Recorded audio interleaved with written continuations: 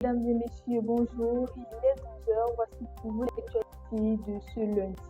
À la une de cette demi-journée, Douala Stagbar, brûlé au lendemain de son ouverture, à peine inauguré déjà décrit de Boussy, ouvert en grande pompe le samedi 6 juin à Dogbassi 2, près de la centrale à gaz de Douala 3e, a été ravagé par un incendie. Le feu s'est déclaré vers 23 heures hier dimanche. Les flammes se sont propagées rapidement et ont entièrement consumé le local. Conséquence, le bar n'aura fonctionné qu'une seule journée.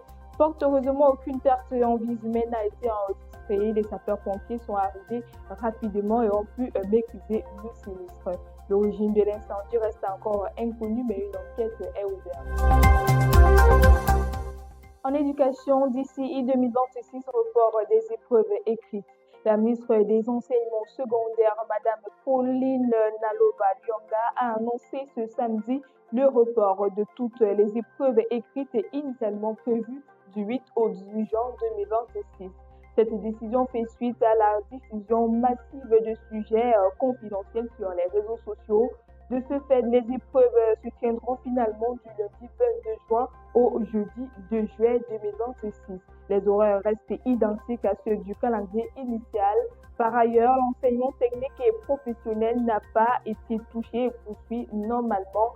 Une enquête est ouverte pour sanctionner les responsables de la suite des épreuves. En attendant, le ministère appelle les candidats au calme et les invite à profiter de ces 2 semaines supplémentaires pour intensifier leur révision. Au Sénégal, Ousmane Sonko, réélu président du PASTEF, réuni ce samedi pour le premier congrès national du parti. Les militants du PASTEF ont reconduit à l'unanimité leur fondateur à la tête de la formation pour un mandat de 6 ans. 12 ans après la création du parti en 2014, ce vote unanime conforte l'autorité de l'ancien Premier ministre sur le PASTEF. Il intervient dans un contexte de recomposition majeure de la scène politique sénégalaise. Le congrès a aussi permis de fixer les futures orientations du parti, aujourd'hui majoritaire à l'Assemblée nationale et désormais acteur clé de la politique du pays. Par ce choix, les patriotes réaffirment leur confiance totale envers leur leader historique, un signal fort pour la suite des projets de l'homme d'État.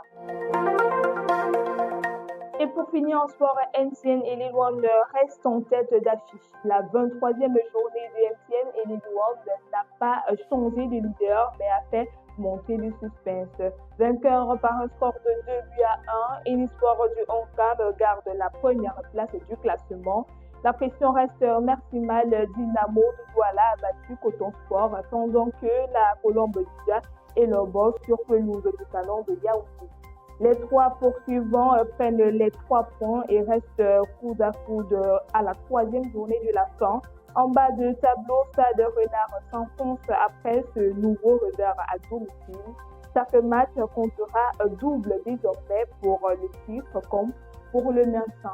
Et c'est tout pour votre bulletin d'information ce matin, mesdames et messieurs. Merci de nous avoir suivis. On se retrouve juste après sur la suite de nos programmes.